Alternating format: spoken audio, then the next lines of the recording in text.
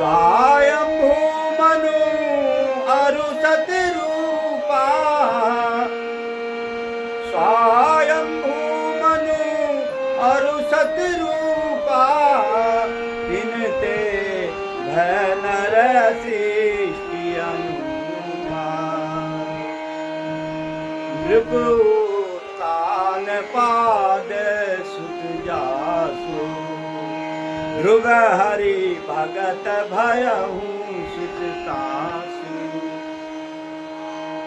नृपोतान पाद सुत जासु, ध्रुव हरि भगत भयहु सुततासु। ध्रुव हरि भगत भयहु सुततासु।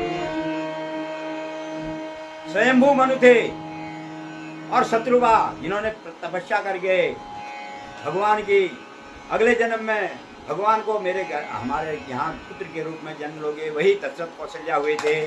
तब उनके एक पुत्र थे जिनका नाम था उत्तानपाद।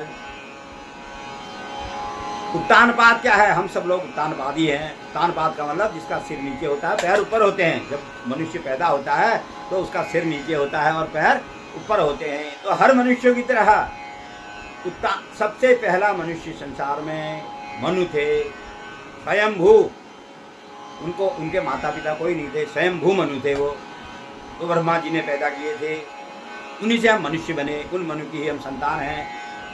उसके बाद अनेक मनवंतरों में अनेक मनु हुए, लेकिन सबसे पहले मनु स्वयंभू मनु हुए। आजकल वैवस्वत मनु चल रहे हैं। वैवस्वत का मतलब सूर्य भगवान के पुत्र, लेकिन वो स्वयंभू थे। उनके पुत्र हुए थे उत्तानपाद। वही पहला मनुष्य इस संसार में हुआ था। तो हर मनुष्य उत्तानपाद है। उनकी दो रानियां थी। बड़ी रानी का नाम सुनीति और छोटी रानी का नाम सुरुचि। सुनीति का मतलब नीतिवान, धार्मिक, मर्यादा।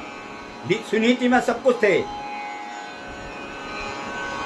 और सुरुचि का मतलब भोग विलास, जो हमारी रुचि अच्छा लगे वैसा करना। ये नाम उनके इस मनुष्य की दो बुद्धियां हैं।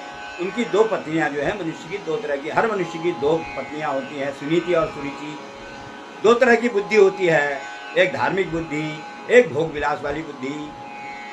तब राजा ने सुनीति को महल में नहीं रखा, उसे महल से कुछ दूर जाकर एक कुटिया दे दी, उसमें रख दिया। और सुरुचि को अपने साथ महल में रखा। वह सुरुचि बड़ी कटु थी, उससे राजा भी डरते थे।